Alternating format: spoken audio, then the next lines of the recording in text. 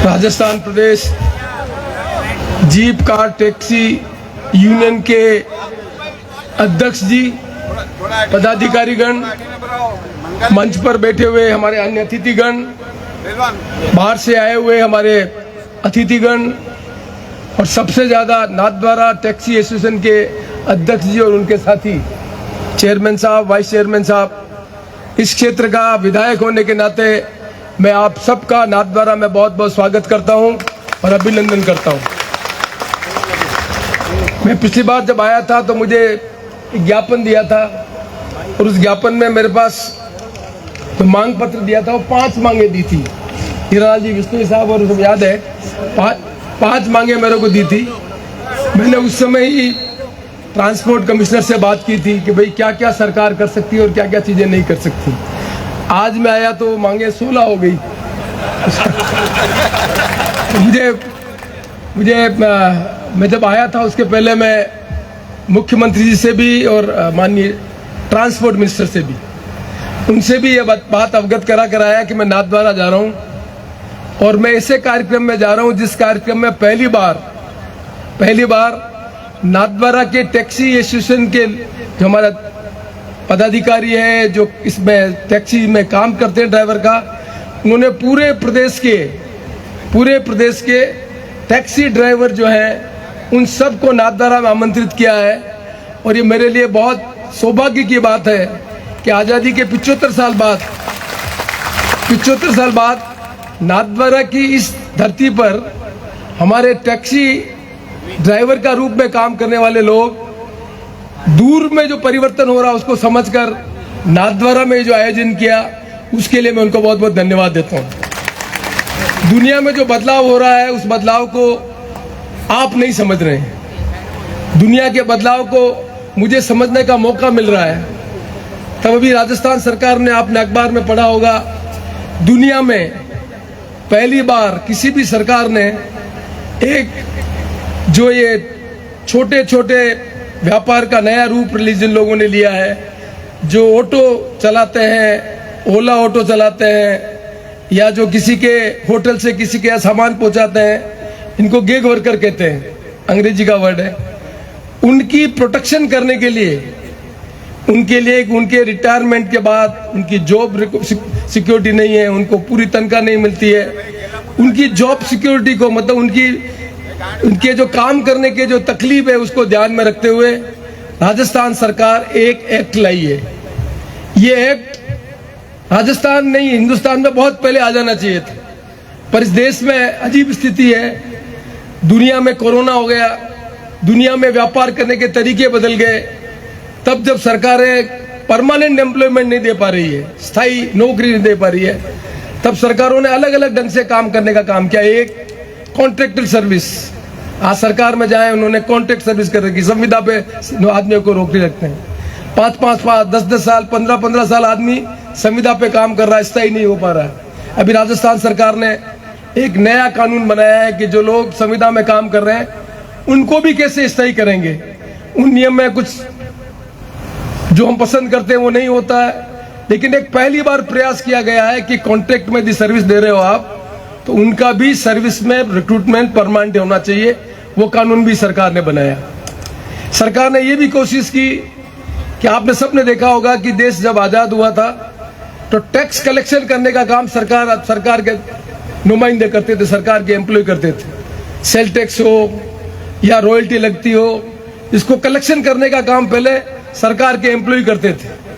जैसे जैसे ये काम बढ़ा वैसे वैसे सरकारों ने इस काम को आउटसोर्स दे दिया। टोल लगा हुआ है, नाके लगे हुए हैं, आपको माइंस के नाके लगे हुए और दूसरी चीजों के। पहले ये नाके का काम करने का काम सरकारी नौकर होता था, बाबू होता था, क्लर्क था।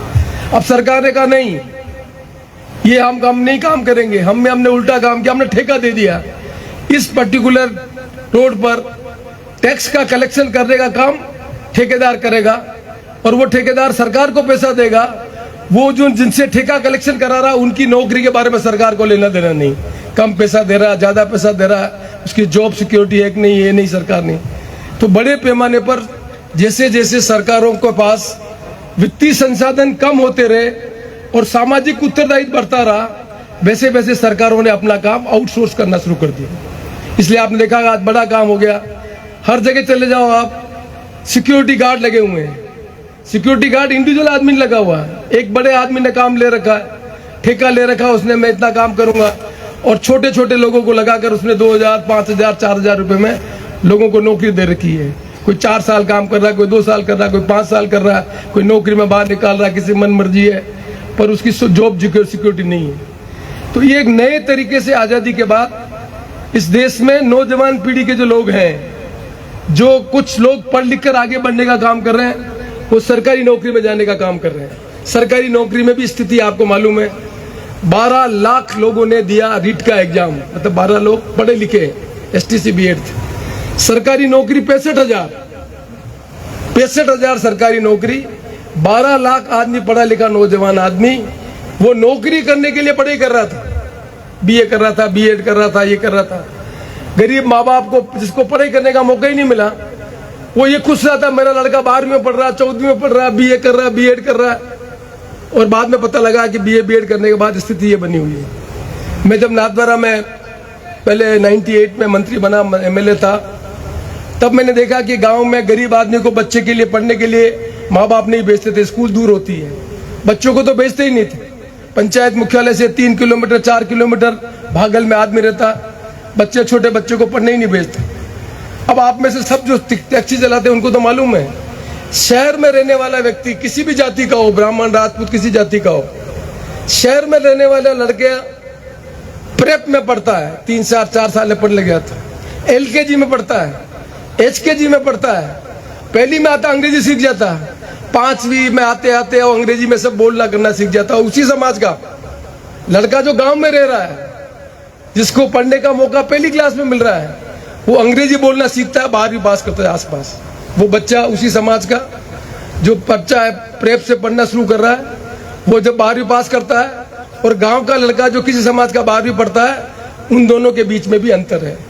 तो जो प्राइवेट नौकरी आ रही है, वो प्राइवेट नौकरी में भी उन लोगों को ज्यादा अवसर मिल रहा है जो शहर में रहकर पढ़ाई करने का अवसर मिल रहा है। इसलिए आजादी के बाद आपने देखा होगा कि बड़े पैमाने पर गांव का जो भी होशियार आदमी जिसको सरकारी नौकरी मिली, उसने एक ही काम किया, गांव छोड़ के शहर चला गया। किसी भी समाज का जाके देख लो, नाथद्वारा तहसील में आके उठा के देख लो, तो नाथद्वारा तहसील में जो गांव का आदमी था, पढ़ाई लिखाई करके नौकरी लगी उसकी, उसका मकान नाथद्वारा में, नाथद्वारा राजसमंद और उसके जो होशियार आदमी थे उनका मकान उदयपुर और उनके आसपास आदमी का मकान जयपुर, और जयपुर से ज्यादा होशियार आदमी बम्बई दिल्ली। ये परिवर्तन 50-60 साल में हुआ, लेकिन इस परिवर्तन में सब लोगों को लाभ नहीं मिला, बहुत से लोग इसमें पिछड़ गए। आज उस पिछड़ने के कारण क्या नुकसान हो गया? ये देश नौजवानों का देश है। इस देश में आज एवरेज एज 140 करोड़ का लगभग देश है। इसमें जो एवरेज एज कहते हैं वो है 28 साल। 28 साल के नौजवान आदमियों की सबसे बड़ी जो संख्या है दुनिया में, वो हिंदुस्तान में है, दुनिया में नहीं है। दुनिया में तो उल्टा मामला है, वहाँ उन्होंने बर्थ कंट्रोल किया, फलाना किया, ये किया। वहाँ एजिंग पॉपुलेशन ज्यादा है, बूढ़ी संख्या ज्यादा है, 55 साल 60 साल 75 साल उनके लोग ज्यादा हैं, क्योंकि उन्होंने पहले ध्यान दिया। हिंदुस्तान में आजादी के पहले आदमी की उम्र होती थी 35 साल 40 साल 45 साल। आज एवरेज इंडिया की जो भी थोड़ा बहुत हेल्थ का ध्यान रखता है, उसकी एवरेज हो गई 75 ईयर्स। मैं 29 साल में MLA बना, आज मेरी उम्र 73 है। 73 उम्र है मेरी, 29 साल की उम्र में MLA बन गया। पर टैक्सी का काम करने वाला, मजदूर का काम करने वाला, और कहीं जाके घर छोड़ के जो काम करने वाला, उस आदमी की उम्र 75-73 नहीं है। वो 16 साल 18 साल में मजदूरी करता है, तकलीफ होती है, संघर्ष करता है, उसकी तकलीफ के कारण उसकी हेल्थ अलाउ नहीं करती है, वो एक उम्र के बाद काम नहीं कर सकता है। वो जो मैनुअल आदमी तो बिल्कुल ही नहीं कर सकता है। और जिस आदमी की हेल्थ ठीक नहीं हो, मान लो कोई ड्राइवर की आंख की प्रॉब्लम हो जाए, ठीक ढंग से उसको दिखे नहीं, तो कोई ड्राइवर नहीं रखेगा। आपको स्वस्थ नहीं है तो कोई आदमी आपको जगह पर नहीं रखेगा। ये लाइफ का एक अंतर लंबे समय तक इस देश में होता लगा। लेकिन दुनिया में एक नई चीज हो गई, दुनिया में एक नई चीज हो गई कि पैसा आपको लगाने की जरूरत नहीं। टैक्सी ड्राइवर को ओला सर्विसेज ने दिमाग लगाया, पैसा किसी का और आपको आगे लगा के काम करें तो उसकी तो लाइबिलिटी है ही नहीं। तो ओला सर्विसेज शुरू हो गई, इस तरह की बहुत सी सर्विसेज शुरू हो गई। अब होटल में, बड़े बड़े रेस्टोरेंट में खाना बन रहा है, खाना पहुंचाने के लिए फोन करो, वो मोटरसाइकिल पे एक आदमी आके खाना पहुंचा रहा है और जो खाना डिलीवर कर रहा है उसको पैसा ले रहा है, इसकी संख्या बढ़ती गई, जिसको गिग वर्कर कहते हैं। दुनिया में जब ये चीजें बढ़ती गई तब उन लोगों के लिए तो सोचा गया कि इन लोगों की इसकी जॉब सिक्योरिटी, इनकी सामाजिक सुरक्षा के संबंध में कुछ काम किया जाना चाहिए। पर जैसा आपने सोचा, ये सोचने का काम किसी ने नहीं किया। इसलिए मैं नाथद्वारा के टैक्सी एसोसिएशन के पदाधिकारी को धन्यवाद देता हूँ। उन्होंने और हीरालाल जी विष्णु कह रहे मैं गला बैठ गया, बैठना कोई तकलीफ नहीं है, पर आपने हिम्मत करके इन सब आदमी को इकट्ठा किया। ये एक शुरुआत है। इस शुरुआत को आप जैसा भी हमारे कमल भाटिया कह रहे, एकता रखो, संगठन रखो। संगठन और एकता में, लोकतंत्र में संघर्ष करके रास्ता निकलता है, एक दिन में रास्ता नहीं निकलता। संघर्ष करेंगे तो इसका रास्ता निकलेगा, और रास्ता निकलने के लिए कोई नहीं रोक सकता। जब मेरे को ये मांग पत्र दिया, अब मैं तो पढ़ा लिखा आदमी हूँ भाई, मैं तो भारत सरकार में भी मंत्री रहा, ये ट्रांसपोर्ट मंत्री भी मेरे पास, मंत्रालय मेरे पास भी रहा। अब कितने आदमी को आपको मालूम है कि जो टोल के नियम है वो किसने बनाए, ये जानकारी नहीं है। टोल के नियम बने थे जब अटल बिहारी वाजपेयी देश के प्रधानमंत्री थे, तब इस देश में रिसोर्सेज, उनकी भी गलती नहीं है। सरकारों के पास जितना पैसा आता है टैक्स का, उससे डेवलपमेंट होता है। सरकारों के पास टैक्स का पैसा कम आ रहा, हमारे देश में विकास तेज गति से करना, तो उन्होंने नया तरीका निकाला कि हम प्राइवेट इन्वेस्टमेंट कराएंगे, लोगों से इन्वेस्टमेंट कराएंगे और उनको छूट देंगे कि जो पैसा आप खर्च कर रहे हो वो पैसा आप इकट्ठा कर सकते हो। इसके लिए उन्होंने VGF होता है, मैं डिटेल में जाऊंगा, ठीक नहीं रहेगा, वो मोटी मोटी बात बताना चाहता हूं मैं। तो भारत सरकार का कानून है, किसका कानून है? भारत सरकार का कानून है, जो सब प्रदेशों में लागू होता है। कोई स्टेट इस कानून से अलग नहीं बन सकती है। मैं पिछली बार नाथद्वारा में जब चुनाव थे तब यहाँ पर कहा कि हम टोल रोक देंगे, फूल बरसाए गए, फलाना किया गया। कानून भारत सरकार का है, कानून में आप बदलाव नहीं कर सकते। कानून जब तक भारत सरकार नहीं बदले तब तक टोल के संबंध में जो आप जो मांग कर रहे हो वो कोई भी बात नहीं कर सकते। लेकिन इसके लिए हमें हिंदुस्तान में अलग अलग चुनाव होते हैं पार्लियामेंट के, उनके मेंबर को कहना पड़ेगा, उस पार्टी को कहना पड़ेगा कि भाई आप इस टोल को दिया, आप हम टैक्सी एसोसिएशन के लोगों के भावना को समझना चाहते हो, हम भी इस देश के नागरिक हैं, तो आप इस टोल में एक परिवर्तन करिए कि जो टैक्सी चलाता है प्राइवेट, जिसका नंबर सरकार के पास है, उस पर टोल क्या लगेगा, कम लगेगा, ज्यादा लगेगा, माफ करेंगे, ये कानून में प्रोविजन करिए।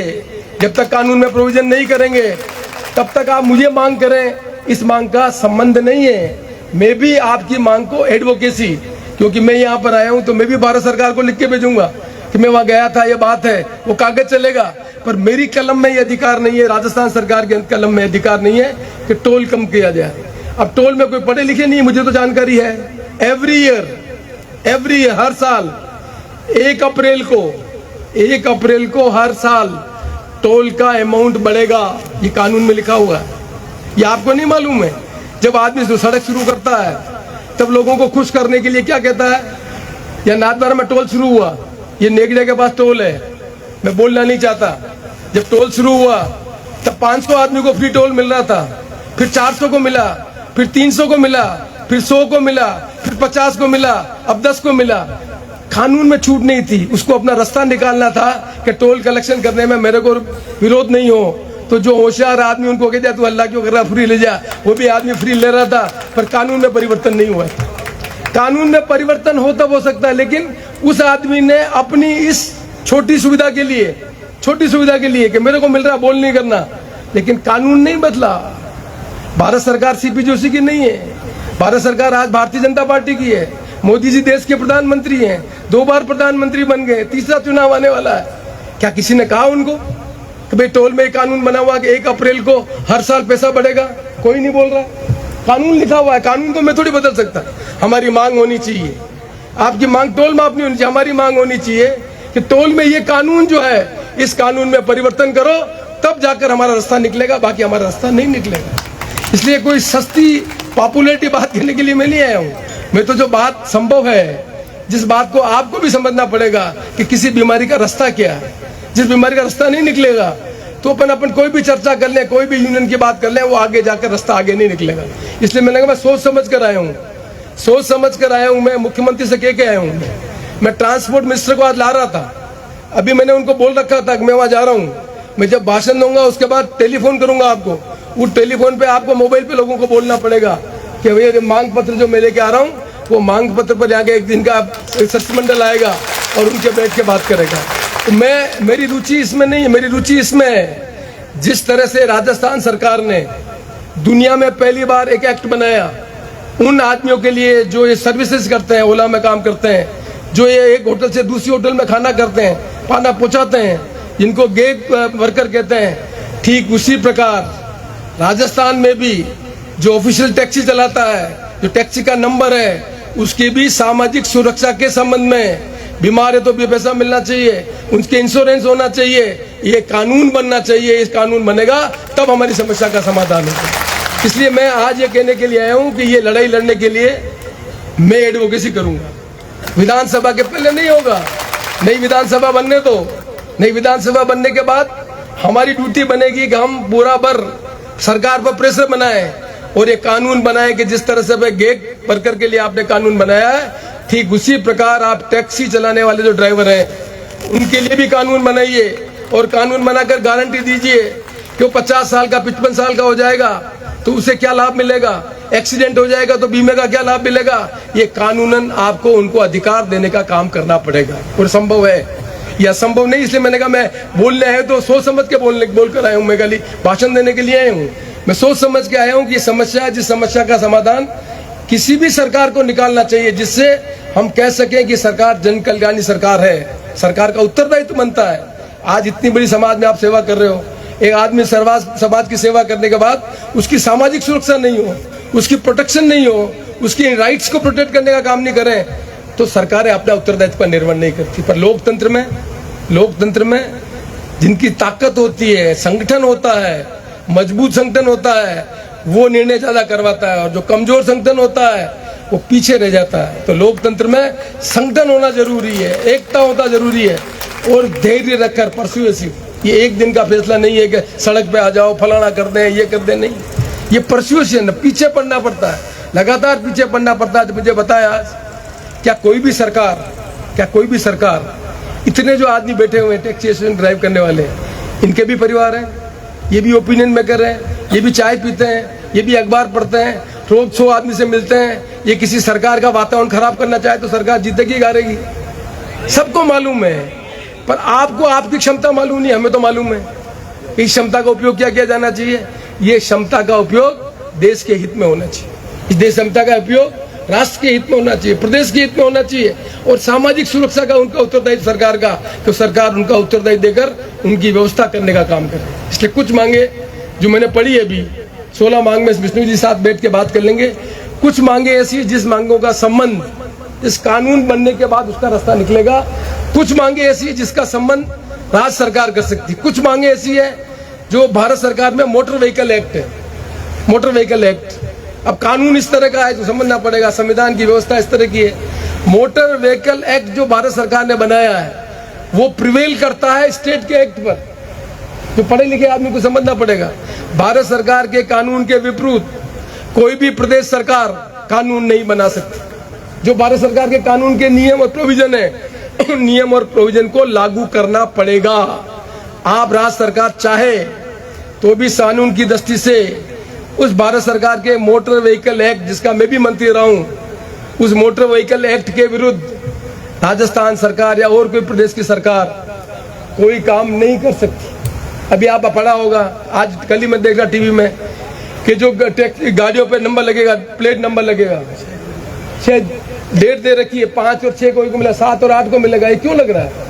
ये भारत सरकार के मोटर व्हीकल एक्ट के अंतर्गत है। सरकारें डेफर करती रही, नहीं लगा रही, अब मैंडेटरी हो गया का लगाना पड़ेगा। तो आपको ये समझना पड़ेगा कि आपकी कुछ समस्या का जो संबंध है वो भारत सरकार की मोटर व्हीकल एक्ट के प्रावधानों से है। जब तक उन प्रावधानों में अमेंडमेंट नहीं होगा तब तक आप कितनी मांग करो उसका रास्ता नहीं निकलेगा।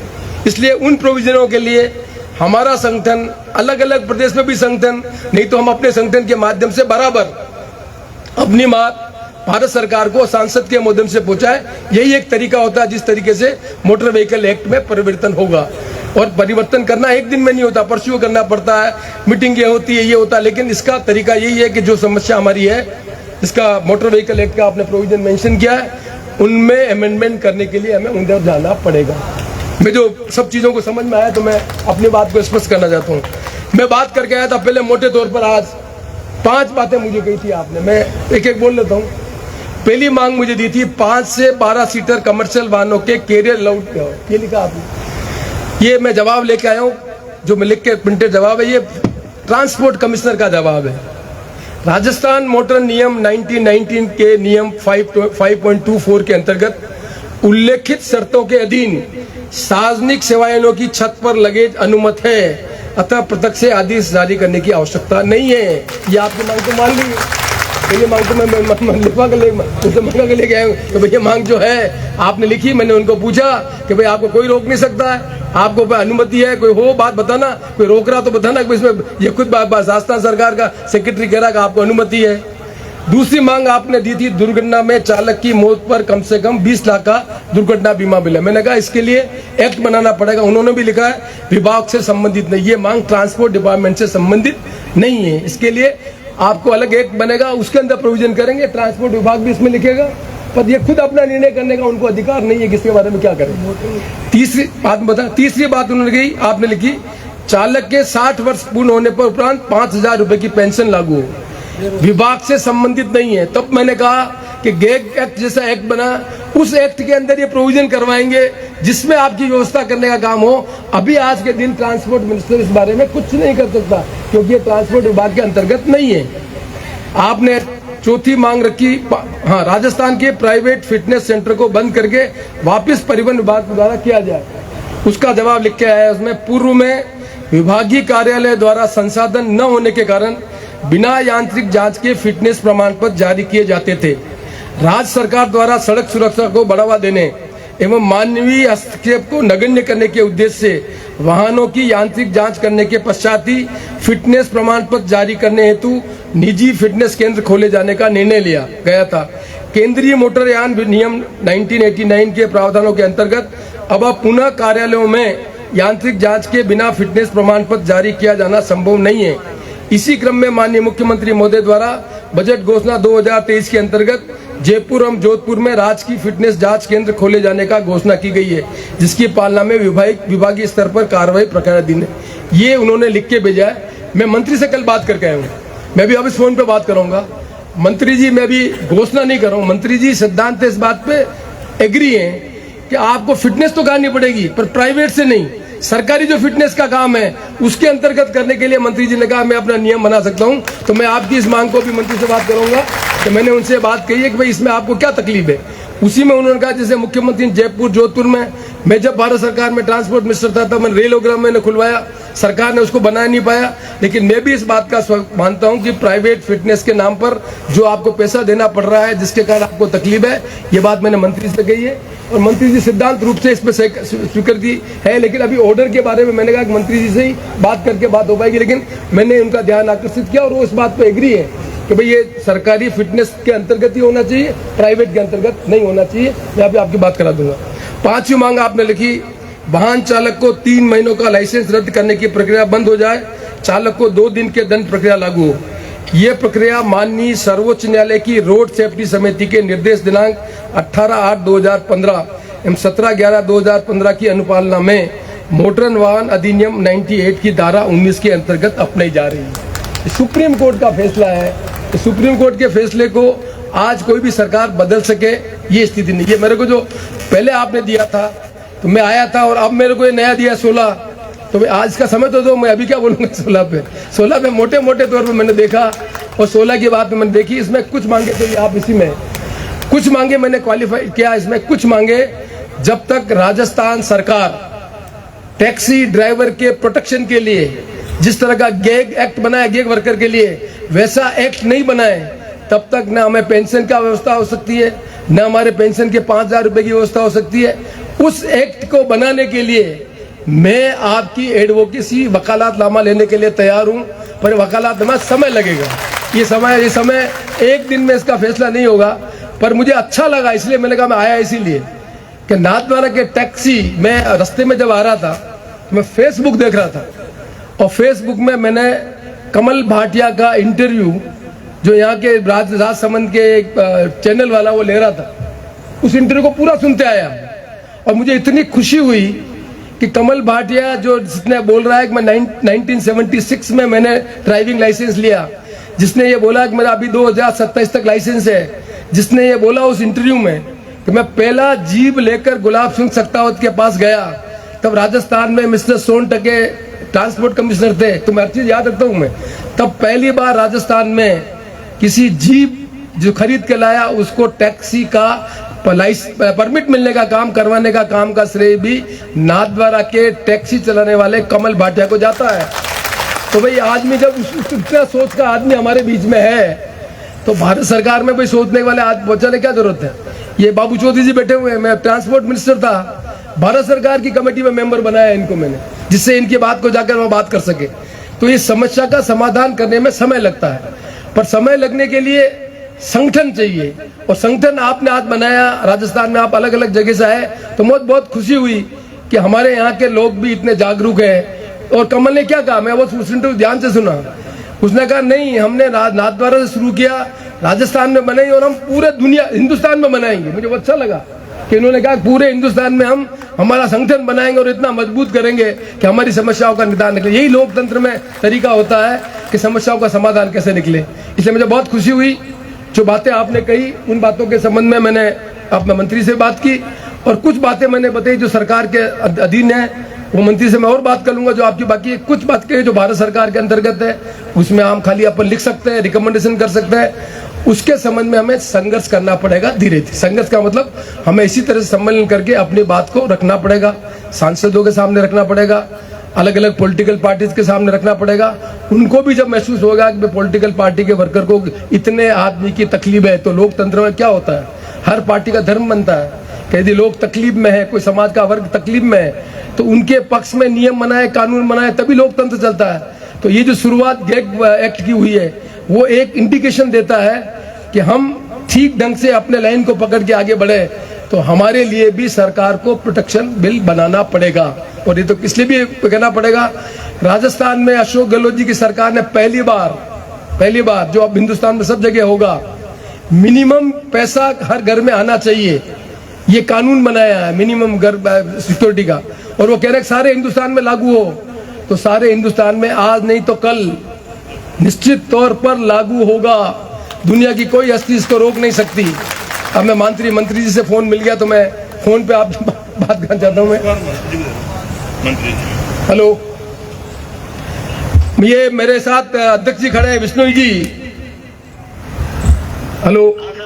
तो मैं इनको कह रहा हूँ, कल मेरी आपसे बात हुई थी और ये कहा था कि जो फिटनेस है वो फिटनेस हम सरकार के फिटनेस सेंटर से कराएंगे, प्राइवेट से नहीं कराएंगे।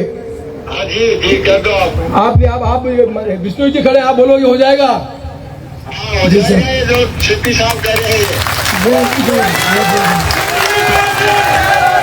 माननीय मंत्री जी, मेरा निवेदन ये है, इनके 5 आदमी का डेलीगेशन आएगा, कुछ मांगे इनकी और है जिनको हमें भारत सरकार को लिखना पड़ेगा। तो मैं आप समय दे दें जिससे विष्णु जी 5 डेलीगेट को लेकर कल आ जाए, परसों आ जाए, परले दिन आ जाए, 29 को आ जाए, 28 को आ जाए। 29 तारीख को या 29 तारीख कितने बजे आए? 29 तारीख को सुबह 11 बजे आ जाएंगे। सुबह 11 बजे आपके घर पे? हाँ जी। सुबह 11 बजे हीरा जी विष्णु 5 कार्य अपने साथियों को लेकर आएंगे, इनकी बाकी मांगों पर भी चर्चा करके इनके जो भी भारत सरकार को लिखना होगा वो लिखेंगे अपन।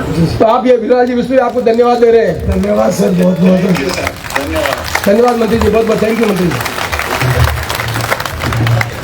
मैं सोचता हूं कि हम हिम्मत करेंगे तो रास्ता निकलेगा, और मैं इस डेलीगेशन को आप जब ट्रांसपोर्ट मिनिस्टर से मिला देंगे, तो अभी तो मैं कहने की स्थिति में नहीं, क्योंकि बहुत जल्दी आचार संहिता लग जाएगी, पर मैं आपके डेलीगेशन को मुख्यमंत्री से मिलाऊंगा और मुख्यमंत्री से भी कहूंगा कि मैं बोल के आया हूं वहां कि जो गिग वर्कर का जैसा एक्ट बना है वैसा इन भाइयों के इंटरेस्ट को प्रोटेक्ट करने के लिए भी राजस्थान सरकार को एक्ट बनाना चाहिए, जिससे इन आदमियों का भला, इनके इंटरेस्ट को हम भविष्य में कह सके कि एक चुनी हुई सरकारें, समाज में वो व्यक्ति आज एक टैक्सी ड्राइवर काम करता है, उसका मतलब समझो आप, एक यात्री को लेके आता है, वो यात्री को तो किराया लेता है, पर वो जो यात्री आता है वो सामान खरीदता है, उस प्रदेश की इकोनॉमी चलती है।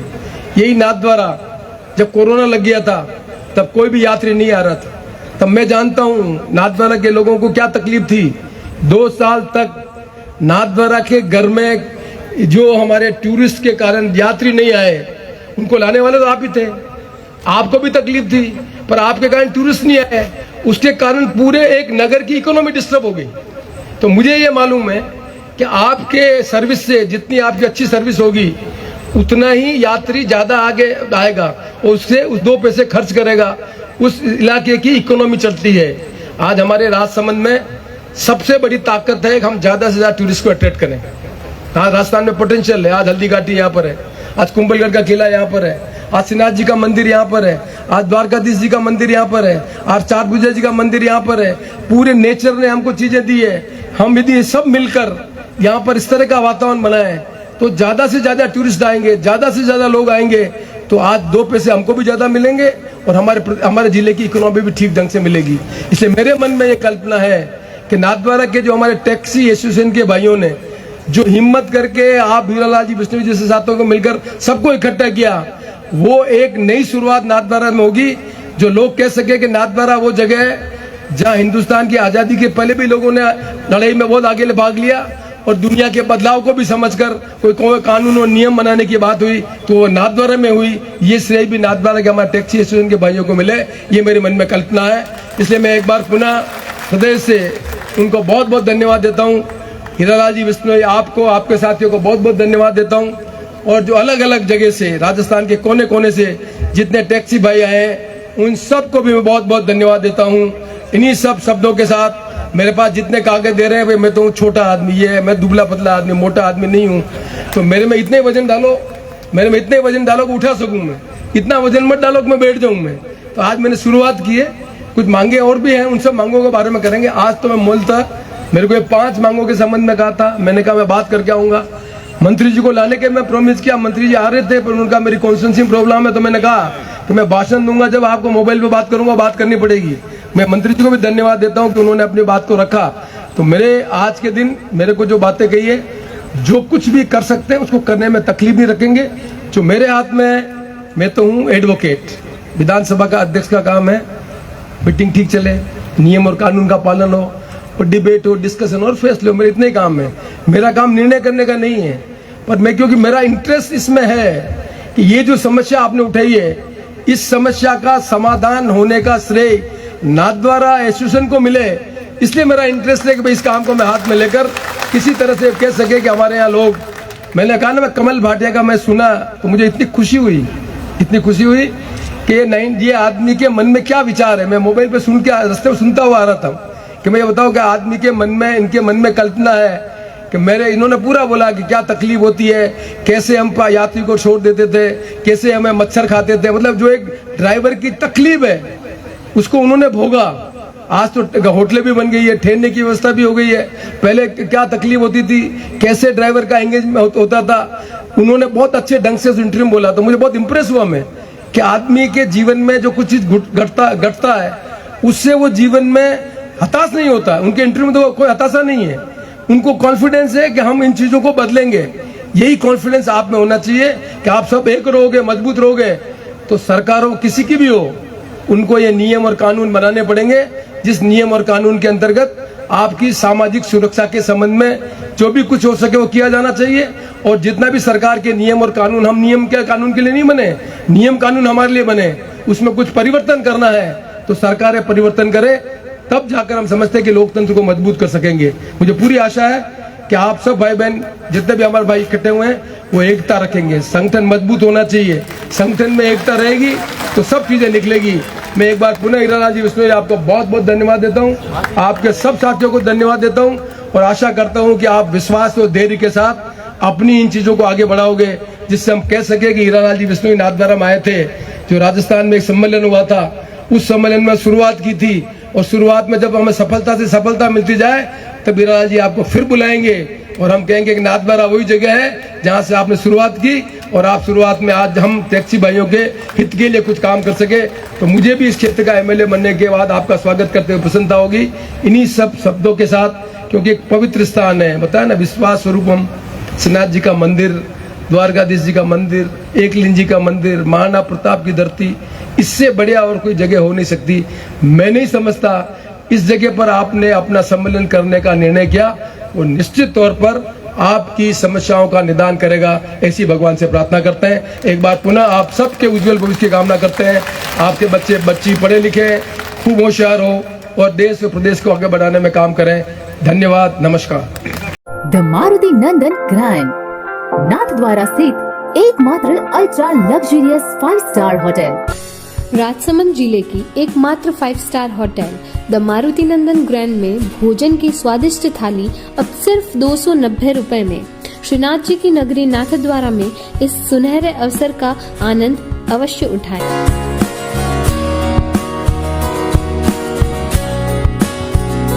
मारुति नंदन ग्रैंड, थिंक नाथद्वारा, थिंक नंदन ग्रैंड।